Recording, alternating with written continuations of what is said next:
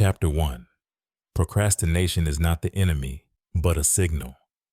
Have you ever sat in front of a task that seemed important to you, but just couldn't get yourself to start? You see it. You know you need to act, but something is stopping you. You feel that inner block that doesn't let you move forward. You could begin, but suddenly your thoughts drift away and you postpone the decision again. And so, more time passes and still, nothing is done. You blame yourself and think, why can't I just do it? Why am I so lazy? Maybe you sit there thinking, I just don't have enough willpower. Why does it work out for others but not for me? You're not alone. Millions of people face this every day. Procrastination isn't rare. Even the most successful people struggle with it. But here's one thing you need to understand. This isn't laziness. It's not a lack of discipline. It's not a sign that you're weak. It's a signal your mind is sending you. Procrastination isn't just putting things off. It's a defense mechanism. In that moment, your inner world is telling you, I'm not ready. This isn't about laziness. It's your response to inner stress, uncertainty, or fear. It's a sign that maybe you're not emotionally prepared to do what's being asked of you. Maybe you're afraid of failure or of not meeting expectations. Maybe you're scared that your efforts will all be in vain. You're probably not afraid of the task itself. You're afraid of what it might stir inside you, afraid you might fail, afraid this project or job won't bring the outcome you hope for, afraid your efforts won't be enough. So instead of facing these feelings, you delay. You keep telling yourself, now's not the time, or I'll do it later. But here's what's important to understand. Procrastination is not your enemy. It's your protector. It's not saying you can't do this. It's saying you're not ready. It's shielding you from what causes anxiety, from what makes your hands shake and your confidence falter. And that's okay. It's a human response, a response to inner tension, to something hard that pushes beyond your comfort zone. When you face procrastination, instead of scolding yourself, try to understand what's behind it. Try to become aware of what you feel when you think about the task. You might be afraid of failing, afraid of not reaching the results you expect. And so, instead of acting, you choose avoidance. You push the task aside because it feels easier than confronting fear or doubt. Procrastination is not your failure. It's not something you have to defeat. It's a signal. And your job is not to fight it, but to understand what it's trying to show you. When you realize that procrastination isn't your enemy but your shield, you begin to see it differently. You realize that forcing yourself to work isn't always the answer. The answer lies in understanding the fear and learning how to deal with it. When you start recognizing that your procrastination is a result of your emotional response, you can finally begin to work with it in a real way. Instead of blaming yourself for delaying, try asking yourself, why is it so hard for me to start? What do I feel when I think about this task? It might not be the easiest conversation, but it will open up new horizons, and it will help you discover deeper answers. When you stop judging yourself for procrastinating, you'll see that it's not a war against yourself. It's simply a signal that you need time and space to face what lies beneath. Chapter 2. What are you hiding from yourself? Have you ever noticed that when you avoid a certain task, you're not really avoiding the task itself, but the emotions it brings up in you? It's not the action that scares you. It's the feelings that arise when you think about doing it. That hidden but powerful fear, the one you might not even be fully aware of, can be the real reason why you keep postponing things that seem important to you. You close your eyes to what you feel when you think about the task, and eventually that feeling becomes a barrier that you simply can't ignore. Why do you delay important things? Because deep down, you're scared to face the emotions they trigger. The fear might stem from self-doubt. When you look at the task, you might feel like you're not good enough, that the result won't be satisfying, or that you'll fall short of your expectations. This is more complex than simply making yourself work. You're afraid of what might actually happen if you take action, not of the task, but of what it may awaken inside you as you work through it. You might fear that you won't live up to your own expectations, that your efforts will be in vain. Because if you start and then fail, that failure will hurt. It's your inner fear of failure that's keeping you stuck. It convinces you to delay, to avoid pain and disappointment, but that's only a temporary relief. It doesn't solve anything. It only strengthens the fear and makes it more real in your everyday life. But what if I told you that failure isn't defeat? It's actually part of the journey. We all fear failure, but in truth, failure and mistakes are the lessons that shape us, giving us the chance to grow. Fear of failure is a natural reaction, but one that often keeps us frozen. Instead of moving forward, we stay in place, haunted by the thought of what might go wrong. And since this fear lingers in the background, we delay even more. So what are you really hiding from yourself when you avoid important work? You're trying to protect yourself from the pain and stress that the possibility of failure brings. You think that if you never start, you won't have to feel it, but that's a lie. Procrastination doesn't eliminate the stress. It just postpones it. And with every delay, you reinforce the belief that you're not capable of succeeding. You don't give yourself a chance to experience the pain, and that means you don't give yourself the chance to learn and grow from it. Acknowledging your fears and what you've been hiding from yourself is a crucial step towards success. When you face these emotions and accept them, you can begin to act. You can realize that fear is just an emotion. It doesn't define your ability. Instead of avoiding it, try facing it head on. Recognize that fear isn't giving you accurate predictions about the future. It's just one part of your internal world, and you can learn to manage it. As scary as it may feel, fear of failure doesn't have to control your actions. When you begin to understand what's actually happening inside you, you stop seeing fear as something insurmountable. Instead, you start to view it as a signal that says, you're capable of more than you think. You can handle this, and you need to allow yourself to believe it. When you act with awareness, you don't let fear lead you. You turn it into fuel, something that drives you forward. Chapter 3. Why you can't live someone else's dream. How many times have you heard others tell you what you should strive for? That you should follow their ideals, walk their path? Because it's better that way. And sometimes we try so hard to live up to other people's expectations that we completely forget what we truly want. The outside world tells us what's supposed to matter, what's supposed to bring happiness, success, or fulfillment. We're told we need a career that leads to money and power, or relationships that look right in the eyes of society. But that's not your dream. That's not your path. Why do we so often surrender to other people's opinions? Because we're afraid to be the outsider, afraid we won't survive without approval and support. We look at successful people and assume they've made all the right choices. We see how their lives seem to unfold, and we begin to think that must be the way. And sure, it's natural to look for inspiration and guidance, but the problem begins when we start copying someone else's life and forget our own. Think for a moment. If you knew there were no second chances in life, would you still choose to live by someone else's dreams? Would you really want to become who others want you to be? Or do you want to be yourself? Each of us has our own unique path, and it often doesn't align with what others think is right. Even if it looks appealing on the outside, deep down you might feel empty because you're not following your inner calling. We're all born with our own desires, our own talents, but so often we chase someone else's dreams because they seem correct. We see others reaching certain heights and we think that must be the goal.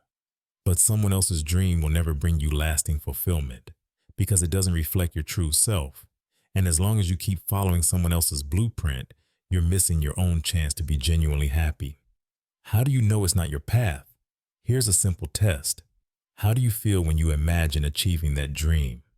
If all you feel is emptiness, if there's no energy, no spark, then that's not your direction. Life isn't just about ticking boxes given to you by society.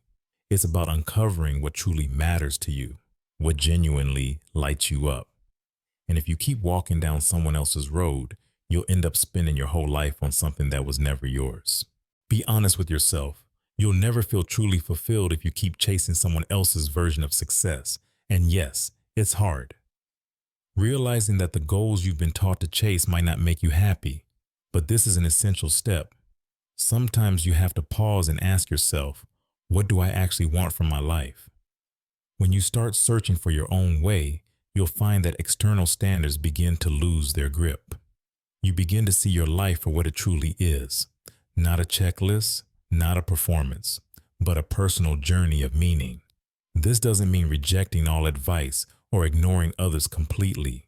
It simply means recognizing that someone else's dream can't become your own. You are unique. Your path will be different. And to discover what truly matters to you, you have to allow yourself to be you. Listen to your own inner voice, not the noise of the crowd.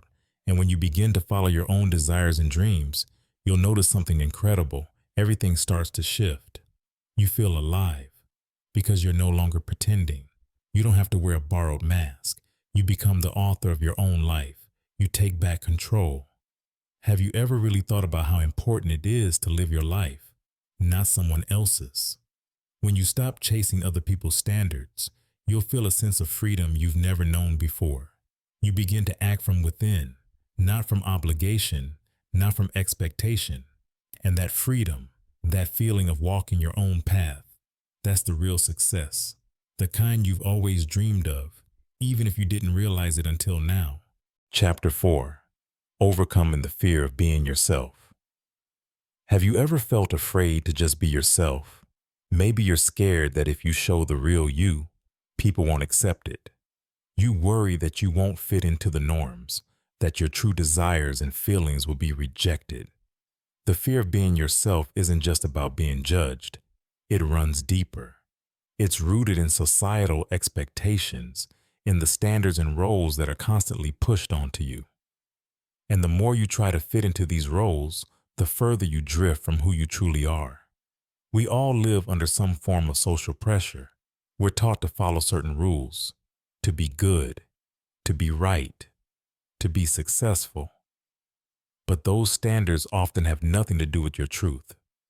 The fear of being yourself arises when you sense that your real identity doesn't align with what others expect. So you begin to hide. You suppress your real thoughts, your real emotions, your real dreams, thinking they might make people uncomfortable. But in doing so, you slowly silence the most authentic parts of yourself. What happens when you constantly hide who you are? You become someone even you don't recognize. You live in the illusion that the right path is the one that earns the most approval. And eventually, you start believing that your life must fit into that mold. But here's the truth. Real freedom, real happiness comes from being yourself. Your individuality, your thoughts, quirks, flaws, and strengths. That's what makes you you. Everything else is just a mask you wear to feel accepted. The fear of being yourself shows up in subtle ways. Maybe you avoid saying what you really think because you're scared people won't like it. Maybe you hold back your feelings because they don't match what's acceptable in your environment. That fear wraps around your actions, tightens your choices, and keeps you from following your true path. But what if I told you this fear is just an illusion? Yes, an illusion, one you've unknowingly built for yourself. All those limits, all those chains, they exist only in your mind. And the moment you begin to act like yourself, you'll realize the world isn't nearly as frightening as you thought. You don't need to please everyone. Your life is yours. You have every right to make decisions that reflect your inner values and desires, not what society tells you is right. This fear fades when you finally recognize your own worth. You matter. Not because you meet others' expectations, but because you're a one-of-a-kind human being with your own dreams, struggles, and purpose. The process of overcoming this fear starts with self-acceptance. Accept your uniqueness. Embrace your weaknesses and your strengths. Understand that every single one of us has the right to exist exactly as we are. That doesn't mean you should reject every opinion that comes your way. It means learning to choose, to decide what fits you and what doesn't. You're not obligated to agree with everyone. What truly matters is listening to your inner voice and making choices that align with your own beliefs and desires. When you finally start accepting yourself, you begin to feel free. You no longer rely on external validation. You stop being afraid that your true self won't be accepted, because you accept yourself. You realize this is your life and you have every right to live it as you. At that moment, fear loses its grip. You become the author of your own story, not a prisoner of someone else's narrative. And don't forget, life becomes so much simpler, so much richer when you finally allow yourself to be real. When you stop hiding, you find clarity in your decisions. You start walking with confidence, not because you're perfect, but because you're authentic. This journey might not be easy, but it's the only path to living in true harmony with yourself. Chapter 5. Freeing yourself from other people's expectations. Have you ever felt like your life wasn't really yours? Like you wake up each morning and just go through the motions, doing what you've been told to do without questioning it.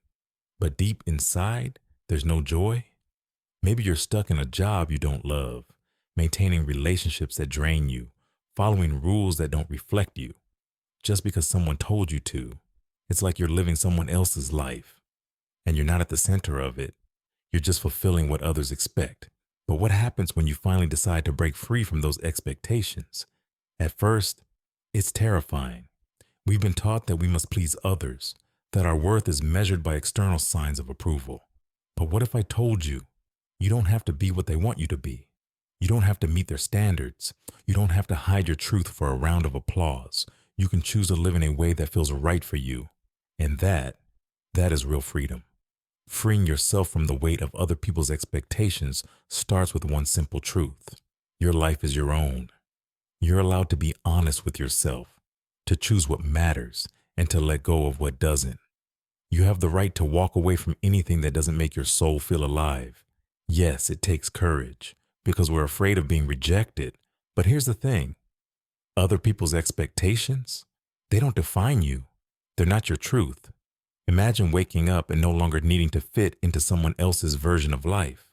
You're free to do what brings you joy, to move toward your own goals. That means releasing the pressure from society, family, even friends. You're no longer living for applause. You're living for alignment. And while the road might not be easy, it's so worth it. The most important realization is this. Your life is your journey. You decide where it leads. You're no longer driven by someone else's map. You don't exist to fulfill someone else's dreams. You exist to live your own truth. That's what freedom really means. Here's the tricky part. Other people's expectations aren't always obvious. They can be subtle, like the quiet pressure to follow a certain career path, to get married, to have kids, to follow the right steps. But what if that's not your dream? What if that vision of success doesn't light you up? You don't have to be afraid to step away. You don't have to follow society's script if it doesn't match your soul's story. Every day is a new chance to choose your dreams over theirs, even if people don't understand, even if the path is unclear. What matters most is that you feel alive, that your life is filled with meaning, with color, with joy. And yes, it might be difficult, but you deserve to live a life that honors your inner truth, not just someone else's idea of what's acceptable. The moment you choose to let go of other people's expectations, you'll feel the weight lift, the chains loosen. You no longer have to shrink to fit in. You're free to walk your own path, and that is the path to real lasting happiness. Chapter 6. The journey back to yourself begins with a single step. Have you ever wondered why it's so hard to start moving forward, especially when it feels like everyone else already knows where they're going? You look around and see others chasing success, walking with confidence, and your own life feels like it's stuck. You feel lost, not because you're incapable, but because you don't know where to begin. What first step will lead you to the life that's truly yours? But here's what really matters. The journey back to yourself begins with a single step. You don't need to know exactly where you're headed. You just need to begin. Despite the fear, despite the uncertainty, every meaningful change, every great transformation starts not with a plan, but with a choice. And that choice, that very first step, is yours to make. Maybe that step is getting out of your comfort zone. Maybe it's trying something new, even if you're unsure of the outcome. The point isn't perfection, it's movement. It's choosing to move in a direction that feels right, even if you can't see the whole road yet. So many people are paralyzed by procrastination, by the fear of getting it wrong. We overthink, hesitate, Worry will choose the wrong path. But the truth is, the right path doesn't always reveal itself at the start. It becomes clear only as you walk it. Each step forward lights up the next one, and the path unfolds only as you commit to moving forward. Maybe your first step is simply admitting that you don't know where you're going, and that's okay.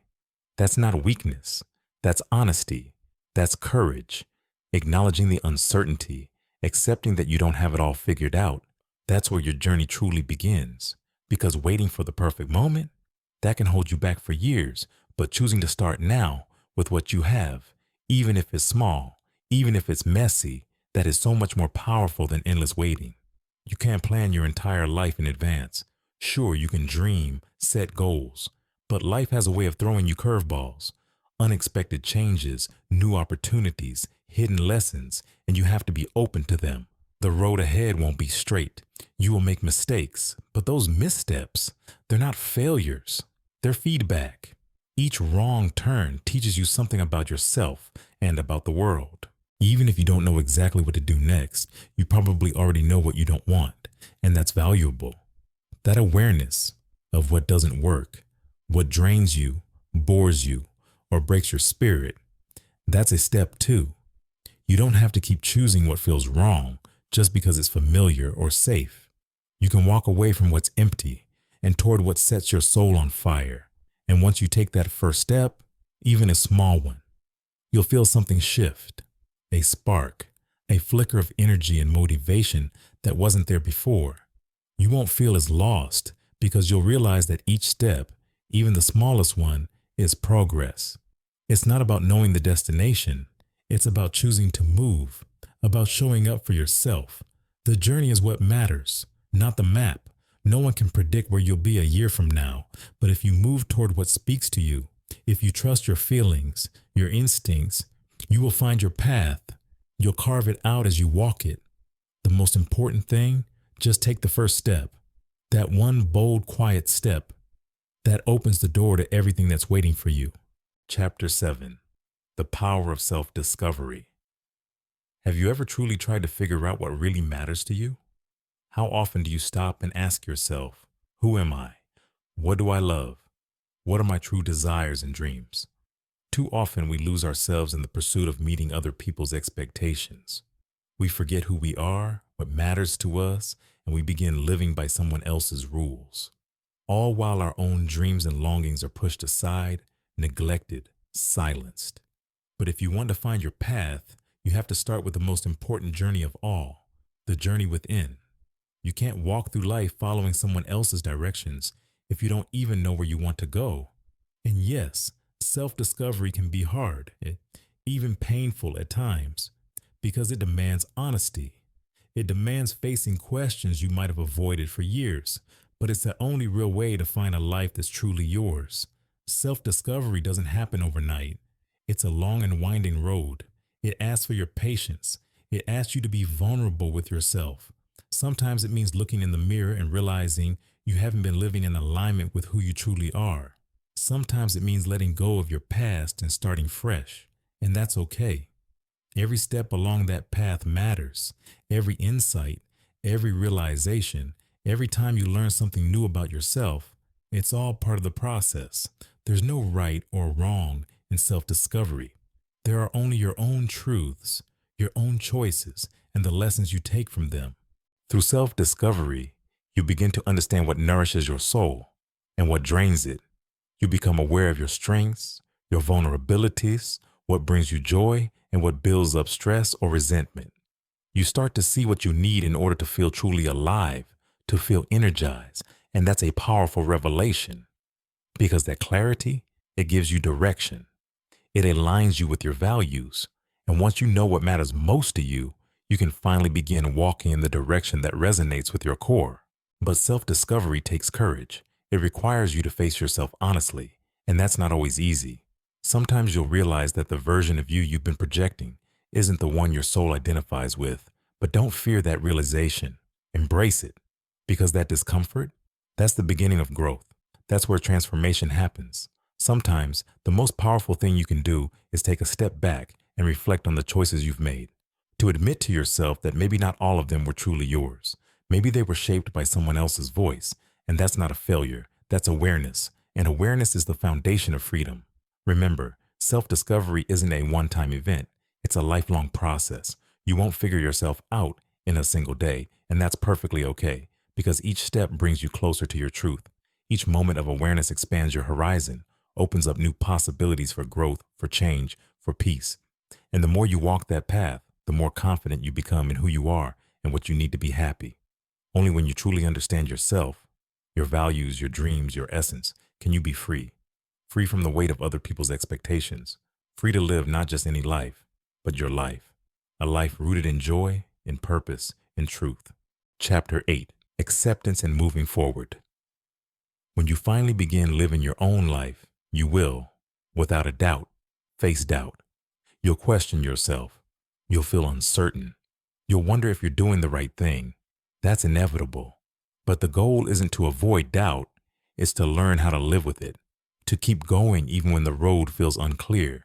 Anxiety, worry, fear, they will show up. But that's not a sign you're on the wrong path. It's a sign you're growing. Every step you take toward becoming your true self will be shadowed by a bit of fear. And that's okay. You don't have to have everything figured out. You don't need certainty. You just need the willingness to keep moving forward. Accepting yourself and your path isn't something that happens all at once. It's not a single decision. It's a practice, a lifelong one.